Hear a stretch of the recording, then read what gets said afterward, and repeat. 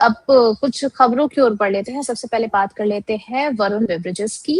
VPL की subsidiary ने क्रिकली dairy को 100% एक्वायर कर लिया है। वैल्यूएशन रही है 131.5 करोड़ रुपीस की, और अब जो है डाइवर्सिफिकेशन कर रही है ये कंपनी। सर, आपको वीबीएल अभी कैसा लग रहा है? क्या करंट लेवल पर बाय करने का सजेशन रहेगा आपकी तरफ से? देखिए, जिस तरीके से वीबीएल अभी पोजीशनड है, आप इसको ऐसे समझें कि ये पर्टिकुलर न्यूज़ जो है ये इनको एक नए मार्केट्स की ओर तो लेके जा रहा है, बट क्या इस पर्टिकुलर बात पे यहीं पे पोजीशन बनाने चाहिए? मैं कहूँगा नहीं, it will be too early. अभी आप उसको थोड़ा सा टाइम दें, क्योंकि हाथ के हाथ ही एक्विजिशन के बाद आपको रेवेन्यू में नहीं दिखता, 1-2 क्वार्टर का इंतजार आपको करना पड़ता है। तो मैं समझता हूँ लोअर लेवल पे आपको कहीं मिले, और लोअर लेवल से अगर मैं बात करूं तो कहीं भी आपको अराउंड 364 लेवल्स के आसपास दिखे, वहां पे आप अपनी एंट्री चालू कर सकते हैं। चलिए, ठीक है। तो अगर आप इसमें अपनी पोजीशन बनाना चाहते हैं तो आप इन लेवल्स को बिल्कुल कंसीडर करके चल सकते हैं वीपीएल के लिए। सर, अगर हम इसको थोड़ा-सा लॉन्ग टर्म के लिए देख रहे हैं, आपने कहा कि न्यूज़ का इम्पैक्ट भी जो है हमें आने वाले क्वार्टर्स में जो है वो फेयरली नज़र आएगा। लॉन्ग टर्म के लिए हम यहाँ पर सर कितना रिटर्न देख रहे हैं वीपीएल के अंदर? देखिए, लॉन्ग टर्म में अगर आप बात करते हैं तो लॉन्ग टर्म में तो अच्छी बात है, ग्रोथ स्टोरी अच्छी है, और जिस तरीके से ये पोजीशन है लोअर लेवल पे सपोर्ट लेने के बाद आपको जब बाउंस बैक दिखाएगा, तो मैं समझता हूँ 480, और 480 तो बहुत मीडियम टर्म के टारगेट है। 480 के बाद 560, और 560 के बाद वापस आपको 660 लेवल्स भी दिखाएगा। मगर इन पर्टिकुलर टारगेट्स और लेवल्स को पूरी तरीके से अचीव करने के लिए आपको इसमें 1 से 2 साल का टाइम होराइजन लेके चलना ही होगा। चलिए, ठीक है। तो लॉन्ग टर्म ग्रोथ स्टोरी सबको बेटर लग रही है। अगर आप अपना टाइम होराइज़न को जो है थोड़ा-सा स्ट्रेच करके चलते हैं तो एक पॉजिटिव इंडिकेशन यहाँ पर मिलता हुआ नज़र आ रहा है। नेक्स्ट हम बात कर लेते हैं अडानी एंटरप्राइजेज़ की। एनसीएलटी ने अडानी एंटरप्राइजेज़ के रिज़ॉल्यूशन प्लान को अप्रूव कर दिया है, जो के लिए इससे अडानी ग्रुप के इंफ्रास्ट्रक्चर प्रेज़ेंस को और ज़्यादा स्ट्रेंथ मिलती हुई नज़र आ रही है। अडानी एंटरप्राइजेज़ सर, आपको लग रहा है आगे के लिए क्या टारगेट्स हम कंसीडर करके चलें? देखिए, अभी यहाँ पे कोई टर्न अराउंड नहीं दिख रहा है मुझे, और जिस तरीके से पोजीशन है एक मूव ज़रूर दिखा रहा है, बट हायर लेवल पे आपको सप्लाई आती हुई दिखेगी, और हायर लेवल से मेरा कहने का मतलब है कहीं भी आपको 2080 लेवल्स के आसपास इसमें सप्लाई आती हुई दिखेगी। इस पर्टिकुलर न्यूज़ से कोई ट्रेंड चेंज होता हुआ नहीं दिख रहा है। चलिए, ठीक है। सर, सो ऑलरेडी अगर किसी की पोज़ीशन है अडानी एंटरप्राइजेज़ में, तो वो उनको होल्ड करके रखना चाहिए या फिर एग्ज़िट करके किसी और अच्छे स्टॉक में स्विच करें? क्या सलाह रहेगी आपकी? देखिए, डिपेंड ये करता है कि आपने कितने टाइम होराइज़न के लिए ले रखा है। अगर आपने ट्रेडिंग बेट ले रखी है तो 2080 के आस-पास आए आप निकल जाएँ। अगर आप इसमें medium terms to long term invested हैं तो बने रहें। ग्रेजुअली मार्केट जब थोड़ा-सा ठीक होगा तो पहले तो 2280, और 2280 के बाद आपको 2400 के लेवल भी दिखाएगा, but that is a time taking process, बहुत जल्दी नहीं होने वाला। चलिए, ठीक है। यहाँ पर जो है आप इस सलाह को बिल्कुल कंसीडर करके चल सकते हैं। नेक्स्ट हम बात कर लेते हैं बीईएल के बारे में। इनका ऑर्डर बुक जो है काफ़ी ज़्यादा स्ट्रॉन्ग होता हुआ नज़र आ रहा है। एक और एडिशनल डिफेंस ऑर्डर मिला है 1011 करोड़ का। सर, बीईएल के लिए आपकी सलाह क्या रहेगी? अगर किसी के पोर्टफोलियो में है तो आगे के लेवल्स क्या कंसीडर करके चलें यहाँ पर? शॉर्ट टू लॉन्ग टर्म के लिए? देखिए, अभी अभी एक रेंज में है, let me be very clear, 2 stock बहुत अच्छा जी। है, और लोअर लेवल्स पे हम भी इसमें एक बाइंग की बात कर रहे थे। पोजीशन आप बना के रखें, अगर आप बहुत नियर टर्म का टारगेट पूछ रहे हैं तो 464 लेवल्स का होगा। 464 की सप्लाई फेज को ये जैसे ही क्रॉस करेगा, उसके बाद आपको 496, और 496 के बाद आने वाले कुछ टाइम में 524 के भी लेवल्स दिखा सकता है। चलिए, ठीक है। सर, आज आपसे बात करते हुए मुझे ऐसा लग रहा है आप काफ़ी धैर्य पकड़ के बातचीत कर रहे हैं। कुछ चेंजेस हुए नहीं, हैं? नहीं, नहीं, नहीं, नहीं। एक्चुअली मैं आपको बताऊँ, as I told you that I am out of power right now. तो उस केस में क्या हो रहा है, जिस जगह पे मैं बैठा हुआ हूँ, अगर मैं अपनी एंथो के साथ बात करूँगा तो आपको एको आएगा बहुत ज़्यादा।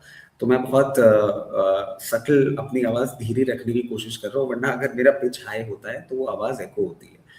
बिकॉज़ जहाँ मैं बैठा हूँ, because I am out of power, the window which I have, which I am facing right now, is 12 feet by 9 feet, तो वो आवाज से हिट ओके, होके and it will come back.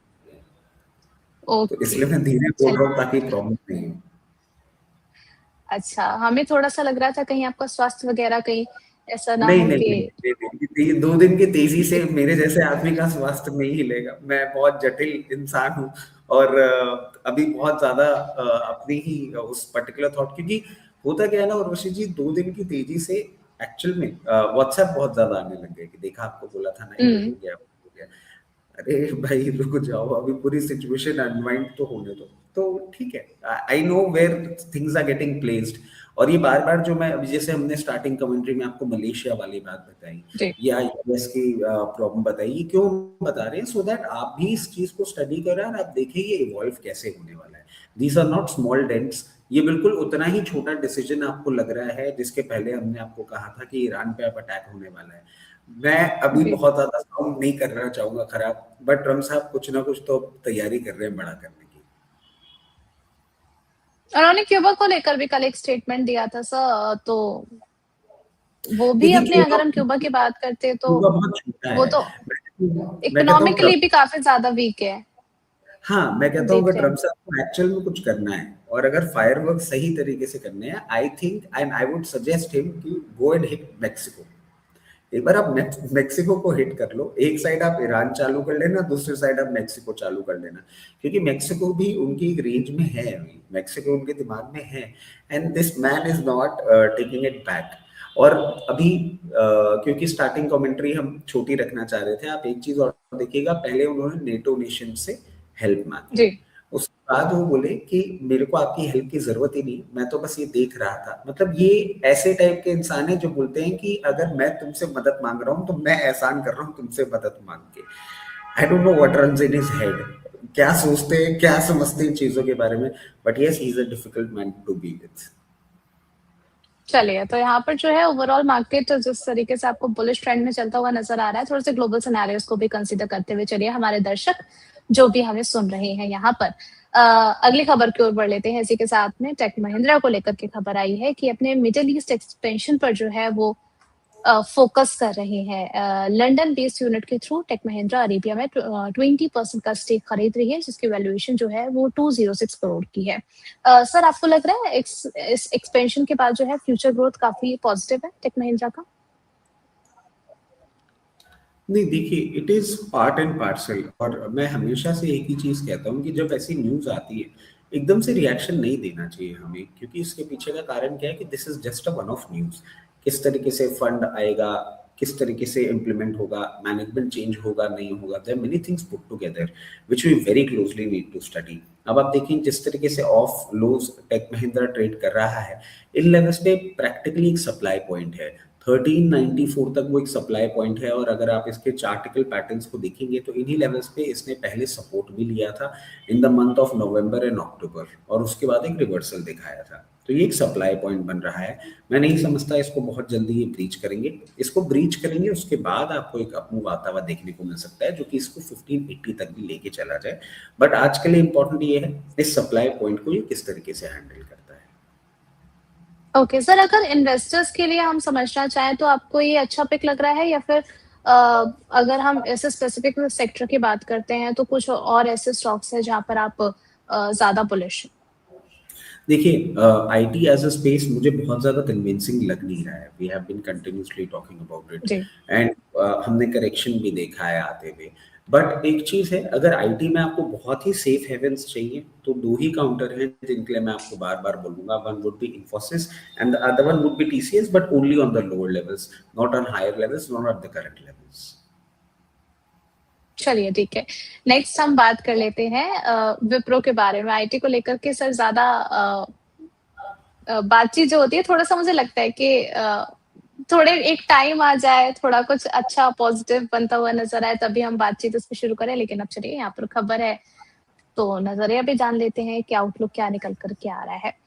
Wipro ने अर्नस्ट के साथ में एक पार्टनरशिप की है एआई बेस्ड सॉफ्टवेयर डिलीवरी के को फास्ट करने के लिए, जिनका इनका जो फोकस है वो एआई और ऑटोमेशन पर है। पेन पॉइंट भी यहीं से शुरू हुआ था, जो है अब फोकस भी यहीं पे किया जा रहा है। विप्रो सर, फॉर फ्यूचर कैसा लग रहा है?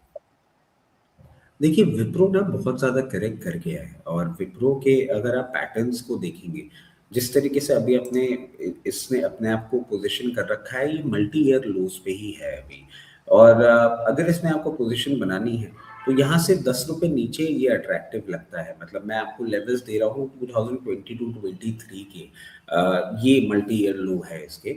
तो 184, 186 लेवल पे आए, थोड़ी बहुत पोज़ीशन अगर आप बनाना चाहें तो बनाएँ, बट एक चीज़ ध्यान रखिएगा, आईटी का पेन पॉइंट वैसे खत्म नहीं हुआ है अभी और it will take some time, इसलिए मैं आपको स्टॉप लॉस भी देना चाहूँगा इसमें। 172 का स्टॉप लॉस होगा, अगर उसके नीचे ट्रेड करता है तो पेन पॉइंट और बढ़ता हुआ दिख सकता है।